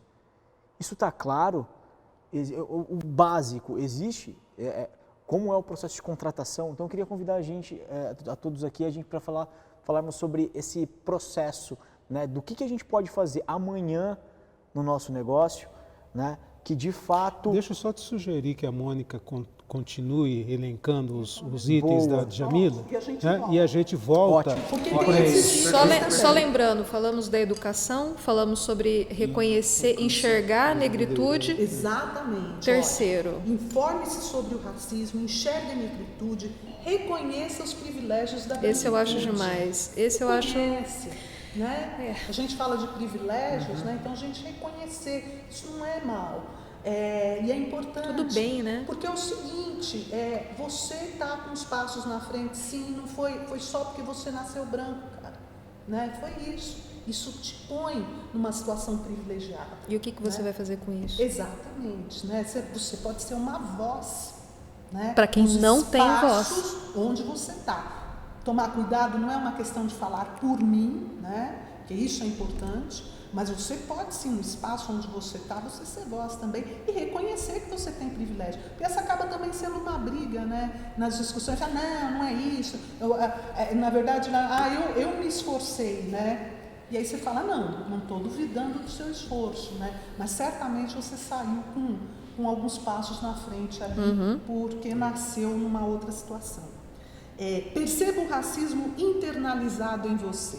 É fácil encontrar no outro, né? É fácil apontar o outro. Foi uma pesquisa que era muito joia, né? Você perguntava para as pessoas, 100% das pessoas falavam que conheciam existe alguém racismo racista, no Brasil. Conheciam alguém Você racista. Mas eu não. Você é racista? Eu não, 100% também. Então não sei quem era, né? Porque ninguém era. Alguém era. galera. Mas não sou eu. Não sou eu, é o outro. É o né? outro. É o outro. Apoie políticas educacionais afirmativas. Né? Transforme o seu ambiente de trabalho. Né? Essa transformação é uma transformação ativa.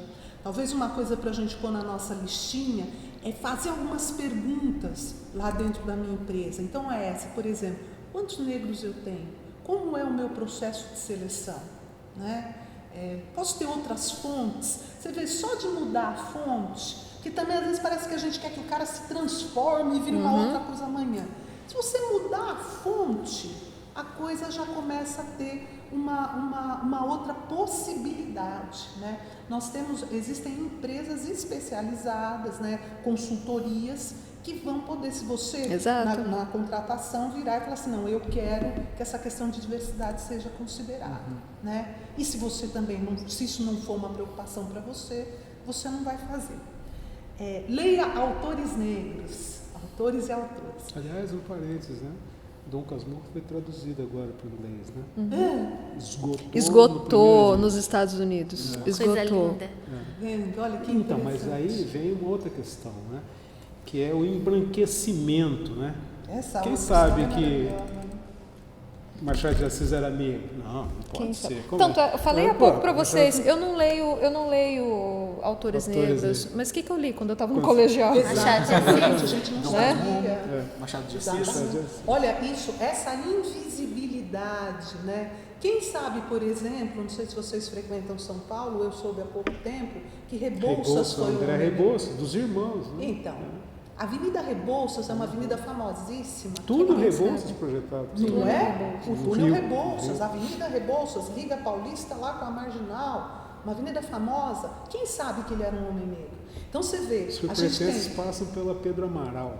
Quem sabe quem foi Pedro Amaral? Eles vão ao Teatro Paulo Moura. Quem foi Paulo Moura? Exato. Então você tem dois problemas, uma falta de representatividade e ao mesmo tempo uma invisibilidade, né? Porque as pessoas negras que ocuparam espaços, sim, com muita luta, também são invisíveis. Então a gente trata Machado de Assis, né? Tem gente que vai se chocar, mas Machado de Assis era negro? Era. Né? Rebouças era um homem negro? Era. E você vai tendo uma lista de pessoas que essa identidade negra foi invisibilizada, né? Então a gente não fica sabendo. Então leia autores e autoras negras que têm uma coisa maravilhosa. Questione a cultura que você consome. Conheça os seus desejos e afetos, né? Esse é meio conhecer você também nessas coisas, né? Combata a violência racial. E aí volta aquela, né? Não basta só você não ser violento, né? A gente precisa ter uma atitude mais ativa, né? E ela termina com sejamos todos antirracistas. Só recolocando, né, aí também para o pessoal, essa é um livro da Djamila Ribeiro, uma mulher negra, brasileira, filósofa, que tem escrito muitas coisas interessantes sobre, ela tem um pequeno manual antirracista, um livro curtinho, mas muito objetivo e que discute essas coisas de um jeito muito legal para o primeiro, né, para a gente se informar, pensar um pouco, primeiro passo, entender um pouquinho sobre o que é o racismo e o que ele faz. Então, são esses os pontos. Eu queria só pedir mais uma coisa, professora. Aproveitando eu vi uma história esse final de semana, voltando para cá, viajei com uma professora também. Ela lecionou por 42 anos, meio período em escola particular, meio período em escola pública.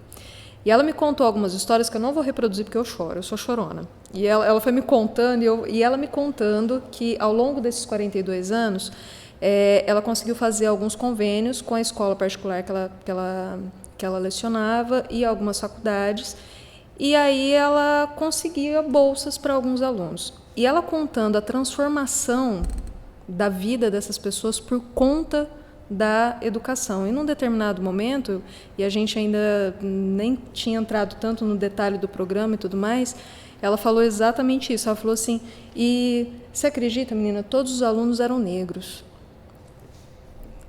Até que ponto a gente está deixando de colaborar, a gente está deixando de fazer a nossa parte em relação à educação? Como é que a gente pode usar a educação melhor? Porque a sensação que eu tenho hoje, depois de tudo que eu li, depois que a gente conversou, é que a gente é analfabeto. A gente que tem tanto privilégio, né? O que a gente pode fazer? Bom, por favor. Fora da educação não há salvação. Mas não a educação entendida ou simplificada no aprendizado, na aprendizagem. Educação é muito mais. Educação é muito mais ampla, do ponto de vista de respeito, de desenvolvimento, de colaboração, né? Então, a grande pergunta é essa, né? O que se pode fazer? Talvez não tenha uma receita pronta, um manual que você possa ler e ticando, isso aqui eu fiz, um checklist, né? Agora, a educação entendida no âmbito dessa discussão a respeito das questões históricas, os mecanismos à disposição, as boas práticas, porque está repleto, hein? Tem muita gente fazendo muita coisa legal, mas quem são? Onde eu vou buscar? Onde eu posso me espelhar? Porque isso não se traduz em reinventar a roda. Tem muita coisa que já está pronta. Se apodere disso que está pronto e implemente esse negócio, né? Eu falei para você sobre os comitês. Essa é uma discussão que precisa ter no âmbito de qualquer sociedade, seja ela no âmbito público ou privado, né? Onde está esse público? O que esse público deseja? Você já fez alguma pesquisa de mercado focada num público negro? Provavelmente não. O que você vai descobrir ali? Olha quantos insumos você deve colher a partir de uma simples operação de pesquisa, né? Então, ou seja, não há uma fórmula, mas existem N caminhos aí a serem percorridos. Mas a base, na minha opinião, é educação. Eu não sei se nós estamos próximos ao final aqui do nosso bate-papo, mas uma questão que eu acho importantíssima que pode ser lançada é: você concorda, você está de acordo com a maneira pela qual os negros são tratados na sociedade? 100% das respostas será negativa. Não. A segunda pergunta é: o que efetivamente você está fazendo para a modificação dessa situação? Né? Então, eu falei da provocação. Isso tem que ser provocado. Toda mudança tem que ser provocada. Eu vou na linha da provocação um pouquinho também, dizer o seguinte: você vê, né?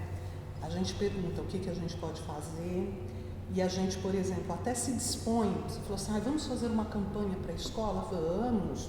Vamos fazer uma campanha do agasalho? Vamos. Mas a gente, por exemplo, combate políticas públicas que diminuam essa diferença. Então, o que é isso, né?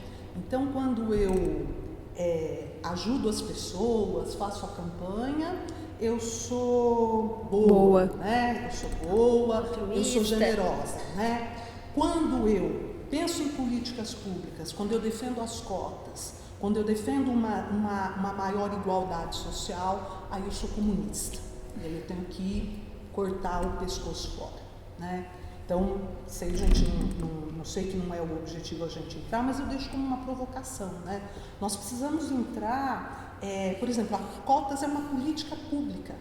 Quando você tem uma política pública que pega uma política de reparação, que pega os alunos da escola pública e dá uma pontuação melhor para que eles possam alcançar universidades melhores, eu estou com uma política que faz alguma coisa acontecer. Antes das cotas, eu tinha aproximadamente 8% de alunos negros nas universidades. Hoje eu tenho mais de 27%.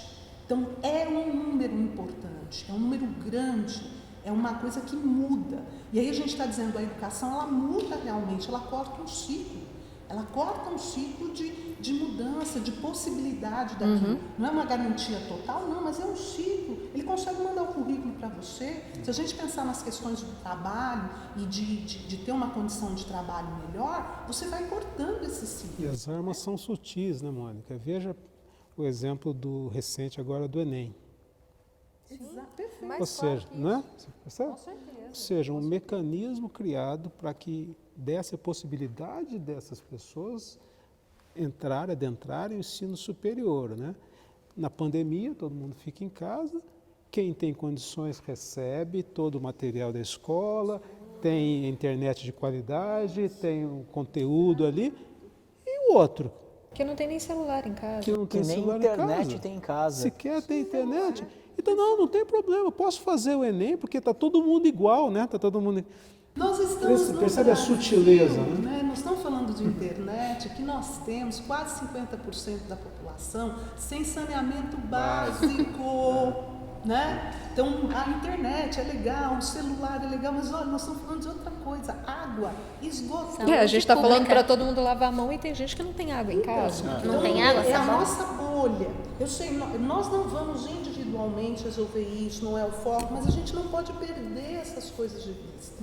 E, de novo, essa coisa na sociedade é uma ilusão, ela faz mal para todo mundo, né? A tua bolha, você vê cada vez mais, mesmo as questões quando a gente diz de violência, de reações, de tudo isso, é uma reação de uma sociedade doente. Uma sociedade machista e racista é doente, né? Trata mal as mulheres que são a fêmea da raça, é doente. Trata mal a questão negra como sendo uma outra raça que não é doente, né? Nós somos raça humana, e aí eu digo isso porque biologicamente é assim, e a gente inventou essa história da raça para poder justificar o racismo, que é para poder ter uma hierarquia, né? Então não é o ao contrário, que haviam raças e aí veio o racismo, não. Você tem que justificar essa opressão e aí você cria esse conceito. Biologicamente, eu desafio vocês. Pode perguntar para qualquer professor de biologia. O conceito de raça biologicamente é ultrapassado, né? Agora, sociologicamente, não. Então, só até, né? Não pode usar isso contra a gente, né? Porque eu já ouvi também. Então não tem raça? Então seu racismo é mimimi. Né? Aliás, pior, né? A Toni Morrison, ela tem um texto muito bonito que ela diz assim: racismo sem raça é escolha. É pior. Se não existe o conceito de raça, mas nós temos um racista sim, é porque a gente está escolhendo. Ótimo, exatamente, Mônica. E aí essa questão do histórico, né? Quando a gente vai lá para o século XIX, o conceito de raça começou a ser forjado para justificar a ação colonialista, dizendo, não, mas todos são iguais. Não, todos são iguais, mas existem raças. E essas raças precisam de um tratamento. E esse negócio foi. São mais iguais que os outros, né?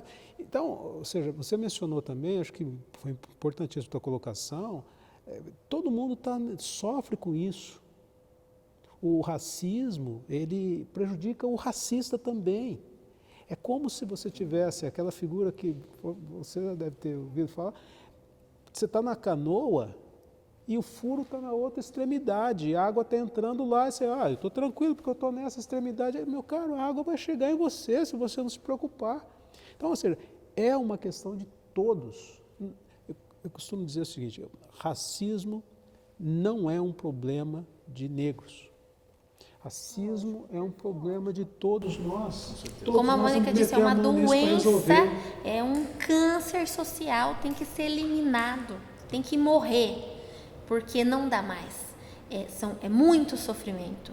São anos de que a gente sempre foi subjugado, prejudicado, injustiçado. Então isso precisa acabar. Precisa acabar. Você falou um negócio no início, né, sobre não basta ser racista, você tem que ser antirracista. Porque existem muitos racistas, existem muitas pessoas que dizem que não são racistas.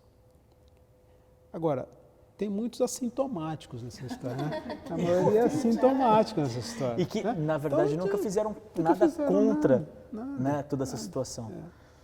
até amanhã. Gente, eu acho que daria mais umas 2 horas aqui.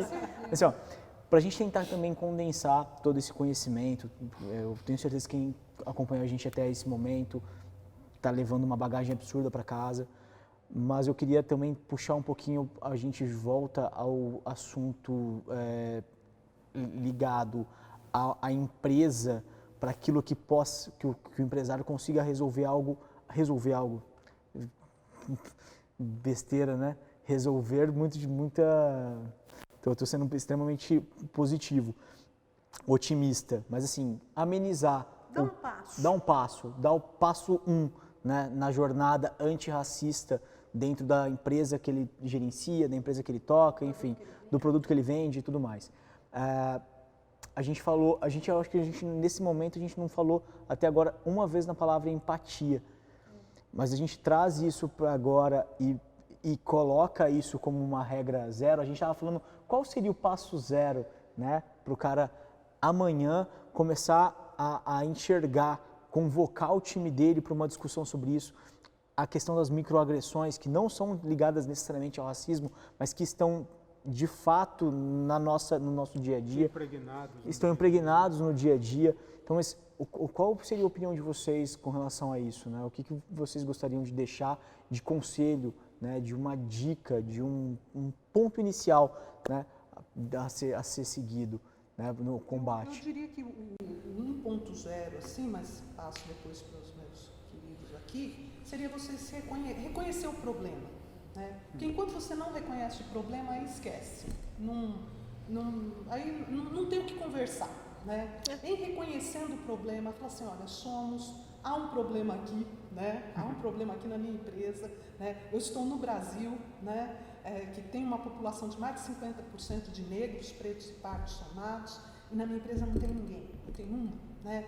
O que é que está acontecendo aqui? Então, um passo zero. Né? Porque aí é dar o passo. Aí sim, você vai conversar com o teu colega, você vai falar com o teu subordinado, você vai chamar o teu diretor, falar, cara, vamos conversar. Vamos pensar junto, Vamos né? pensar em alguma coisa, porque as empresas elas têm peculiaridades, têm tamanhos diferentes e tudo mais. Então, pensar nisso. Então, acho que eu diria que o passo 1 é isso. Reconhecer o problema. Há um problema. A Mônica falou que a primeira coisa que eu pensei quando o David falou que foi a tomada de consciência.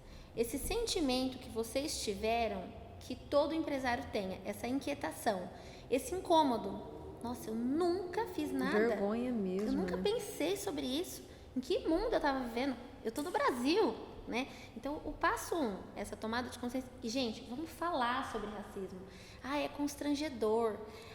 Eu percebi que, assim, muitos dos meus amigos, seguidores, eles se abstêm, porque, assim, eu prefiro não comentar. É um assunto chato. É igual quando a pessoa olha para nós e não sabe se chama a gente de preto, de negro, Você entende que tem alguma coisa errada? As metáforas afloram, né? É o moreninho. Isso. Né? Se você se constrange de chamar o outro pelo que ele é, tem alguma coisa errada. Então, primeira coisa que a Mônica falou, tomada de consciência e, assim, falar sobre isso. Vamos falar sobre isso. E aí, sim, pensar ações que nós podemos efetivamente começar, sim, a resolver, que eu também sou otimista. Vamos começar a resolver esse problema. Mas isso que vocês estão sentindo agora, esse choque, essa dor, é o que vai causar empatia. Então, é o primeiro passo. Essa tomada de consciência e falar, opa, racismo existe sim. Acho que outro passo que apareceu aqui na mesa foi a questão da seleção. Sim. Né? E aí volta àquela, por exemplo, talvez buscar outras fontes também. Ou, de novo, talvez melhorar um pouquinho a fala. Buscar fontes variadas, né?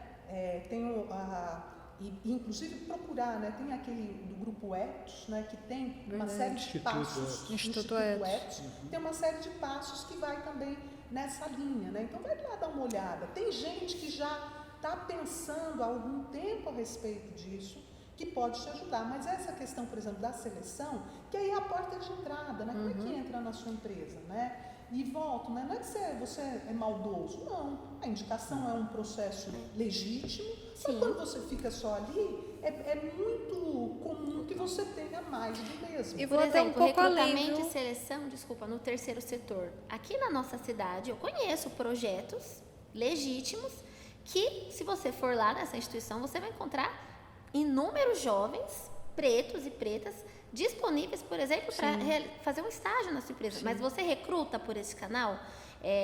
Eu não sei se vale citar aqui ou não, mas assim, tem instituições que fazem um trabalho fantástico aqui na cidade. Mas eu vou lá buscar aquela história que você falou do jogador, né? Eles mandam olheiro lá na favela. Quer Quer dizer, eu posso mudar o canal de recrutamento e seleção. Eu quero olhar o terceiro setor. Qual é a instituição legítima em Rio Preto que tem jovens, né, que eu consigo capacitá-los depois, ou pegar para fazer um estágio. E até mesmo as empresas de recrutamento e seleção. A gente está falando aqui do empresário, mas a gente tem empresas que eu busco, né? Sim. Oi, fulano, me manda X candidatos. Mas você vê que é um caminho... Essa empresa está também te lembrando disso, né? Então, mas é um caminho de dois lados. Exato. Ela te lembra, E você dela. cobra, exatamente. Você cobra. Exato. Então, quando isso começa a funcionar, isso é perfeito. É. E aí volta aquela questão da escolha, não é? Ai, mas eu vou fazer. Cara, porque se você não fizer nada, vai vir só branco para cá. Então você vira e fala, onde está essa empresa que tem? E você vai lá e fala, então olha, e veja, ali, de novo também, não sei se não quero parecer assim, né, não humana, uma coisa, mas não tem nenhum problema de você falar, olha, a minha característica é essa, eu quero o melhor menino que tem aqui. A tua empresa é para fazer um negócio legal. Sim. Mas você foi num local em que isso, em que havia os meninos e que é possível, que certamente. Se a gente talvez uma outra coisa, a gente tem uma crença real de que os talentos eles são distribuídos. Né? Mas uma crença real. E aí, como o Oswaldo, e como a gente está bem lembrando, você está com um celeiro só metade. Você está perdendo gente, está perdendo talento, né? E pensa, se você ainda pensa no binômio, né? No tri, né? Gênero, raça e classe, né? Quer dizer, só tem talentos entre os meninos ricos, só tem talento entre os meninos, cadê as mulheres? E só tem talento entre os não negros, cadê os negros? Você está perdendo, gente, está deixando de proporcionar desenvolvimento de também. Porque o talento é um fator humano. Exato. Não é um fator E está deixando de dialogar com quem está lá do outro lado. Uma outra variável aqui que eu queria trazer para a gente discutir é enxergar no negro uma interlocução exclusiva relacionada ao racismo. Né? A Mônica sabe lá as suas séries de Fourier, utiliza as séries de Fourier, as equações de Torricelli para resolver seus problemas, desde sabe gestão de competência e métodos de recrutamento. Ou seja, há uma dimensão que fica obscurecida por achar que, não, peraí, essas competências não são enxergadas. Né? E precisam ser enxergadas. Então, não é verdade? É isso, não é? É isso. Não existe um negro único, né? Não existe um negro único. Que é bandido, que é criminoso, que é... Ou que também só fale sobre as questões do racismo. Exatamente, ele não é mono. Não é? Exato. Eu gosto de matemática, né? Eu gosto de letras, eu gosto de verdade. outra coisa, né? Isso é importante. Bom. Gente, que demais ter vocês aqui. Olha, foi... É o que eu falei, eu ficaria aqui mais 2 horas. Mas quero lembrar, antes da gente fechar, que teve uma outra coisa que eu acho que é muito importante das empresas que foi citado aqui. O Oswaldo falou, a questão do comitê. Esse também é um passo muito interessante, que e também vem do gestor virar, eu quero um grupo que comece a ficar preocupado com isso. E aí você também, isso vocês sabem melhor do que eu, né? Metas, objetivos, o que nós vamos fazer, o que vai acontecer? E aí a empresa tem que pensar nisso, não é que vem de fora. A gente gosta sempre de fazer um fechamento, né? Lembrando, então, reconhecimento, falar sobre isso, ter comitês, né? Para conversar sobre isso. Pensar na contratação. E a contratação, a seleção. Acho que são 4 pontos aí. Se a gente pudesse resumir o programa de hoje para o empresário, para o gestor, enfim, quem está aí no mercado, por onde que eu começo, está aí 4 tarefas para começar. Oswaldo, Deise, Mônica, não tenho palavras para agradecer o quanto vocês foram incríveis hoje com a gente. Desde sexta, né, quando chegou o convite e tudo mais. Mas muito, muito obrigado. Eu acho que a gente está falando há quase 2 horas sobre um assunto que a gente poderia falar durante muito mais tempo. E eu acho que o tempo que a gente falou aqui foi extremamente rico para quem está assistindo a gente. Claro. Espero reencontrá-los e com ótimas notícias dos avanços que a gente teve aqui. Se Deus quiser, a partir de amanhã já. É isso aí. E eu Muito não quero obrigada. deixar esse nosso encontro aqui sem, obviamente, mencionar e reconhecer a iniciativa de vocês. Tá? Porque esse passo talvez seja o passo -1 aí nessa escala, não é? De reconhecer que, olha, cara, eu tenho um problema. Onde é que eu vou me espelhar? A quem eu vou recorrer? Você, quando me ligou, você falou, poxa vida, me desculpa, está em cima da hora, não sei o quê. E eu tinha um monte de coisa para fazer. Eu falei, não, acho que eu preciso ir lá. Acho que tem que demonstrar e reconhecer uma atitude e contribuir para essa mudança. Parabéns para vocês. Muito obrigado. Eu vou estender o seu agradecimento, na verdade, à equipe da Prospecta, porque eles estão ali atrás e, na verdade, a gente só jogou a provocação, mas essa ideia, na verdade, partiu deles. Então, Do nosso comitê, é isso aí. é um comitê de cultura e que carrega com a gente essa bandeira. É engraçado, quando a gente estava falando sobre o comitê, a gente ainda citou, não temos nenhum negro, nenhum preto na agência hoje, né? Nenhum negro fazendo... A gente tem um negro, na verdade, que é o Du, que está gravando ali pra gente, mas o Du não fazia parte do comitê de cultura, ele faz parte do comitê do nosso programa, na verdade, e aí, prontamente, quando ele ficou sabendo, descobriu também que isso aconteceria, já se movimentou, já mandou as suas opiniões no grupo, a gente, antes de todos eles, inclusive o Du, todos nós nos posicionamos ali no grupo, e aí a questão do comitê foi extremamente importante para que esse programa existisse, né? Então, tem a dica ali que vai ficar aqui para a gente, para vocês, que funciona muito bem. No mínimo, o comitê já é um grande avanço para que Então, você... quer dizer que o Du não escolheu ser preto, né? Ele só deu sorte, né, Du? Não, eu perguntei pro Du, que está ali, né? Eu perguntei, Du, você se considera preto? Aí ele falou assim, não. E aí ele explicou o porquê e tudo mais, mas depois a Mônica também trouxe um ponto de vista e uma explicação a respeito disso, que é negros, pretos e pardos, e pretos especificamente, né? Enfim, era uma dúvida Essa também. É uma definição, mas nos Estados Unidos se trata diferente, né? Quando você fala o nigger, tem um outro tom. E tem Aqui pra gente... o nigger tem um aspecto pejorativo. Pejorativo. Negativo, E né? aqui, isso daqui foi uma conquista do movimento negro de tentar fazer também essa junção, que aí a gente pode fazer num outro momento, que no Brasil a gente tem essa questão do colorismo, né? Que a gente Totalmente, trata verdade. diferente, mas aí é uma outra coisa. Vai render outro programa, viu? live. Vai render outro programa. Mas eu queria também parabenizar vocês, agradecer o convite, conhecer a Deise, estar novamente com o Oswaldo, é sempre um prazer, conhecer vocês foi um prazer. E eu tenho assim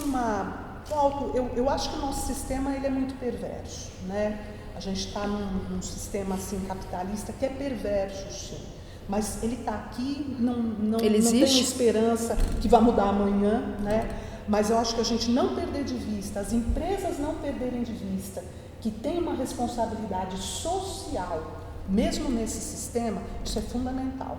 Então, a gente está falando de lucro, tudo bem, a gente está falando dos objetivos, é bom, mas há uma responsabilidade social e humana, sim, que não pode perder de vista. E aí você vai ter todas essas outras coisas, vocês já disseram. Então, tem a questão da empatia, tem a questão da responsabilidade, que precisa, sim, também ser trazido junto com as outras coisas que são as funções da empresa. Então, parabéns, muito obrigada. Obrigada a você. Quero agradecer também, gente. Bom, prazer maravilhoso estar aqui hoje e falar e ouvir, né, pessoas como vocês que eu conheci, tive o prazer de conhecer hoje, a Mônica, o Oswaldo, Flaviana e David, que eu já acompanho, já admiro. E, de novo, o que eu quero chamar a atenção é o cuidado que vocês tiveram de trazer para os holofotes pessoas que sempre foram invisíveis, né? Pessoas pretos e pretas que sempre foram invisíveis, e a coragem, que foi o que mais me emocionou. Esse cuidado que vocês tiveram em trazer pessoas que realmente são cases reais, pessoas que têm algo para falar, para acrescentar, e esse posicionamento. Então, vocês são fantásticos, parabéns e gratidão, é isso. A gente que agradece. Muito obrigado. Muito mesmo. De coração. Uma frase só para fechar, que a gente, aproveitando também o gancho da Mônica, que a gente sempre repete nas nossas conversas internas aqui com o time, é que nunca foi e nunca será só negócio. Tem toda essa questão que a gente precisa carregar toda essa bandeira. A gente é responsável pela sociedade que nos construiu e a gente precisa devolver um pouquinho do que ela nos deu, precisa devolver em dobro, precisa devolver cada vez mais para ela, para que ela possa ser cada vez mais fortalecida, tá? Se você acompanha a gente aqui até agora, gente, muito, muito obrigado. Eu não tenho palavras para dizer o quanto vocês foram incríveis também. Afinal de contas, 2 horas e meia, 2 horas aí, quase 2 horas de conteúdo. Realmente foi fora da curva. Acho que é o nosso maior programa até hoje. Com certeza. Se você assistiu, perdeu alguma coisa, a gente teve que começar de novo a live, vai estar tudo no YouTube, redes sociais, é só acompanhar e passar para frente, gente, porque o que a gente falou aqui hoje tem que ser multiplicado mesmo. Por favor. Obrigadão. Obrigado, gente. Até a próxima. Até mais.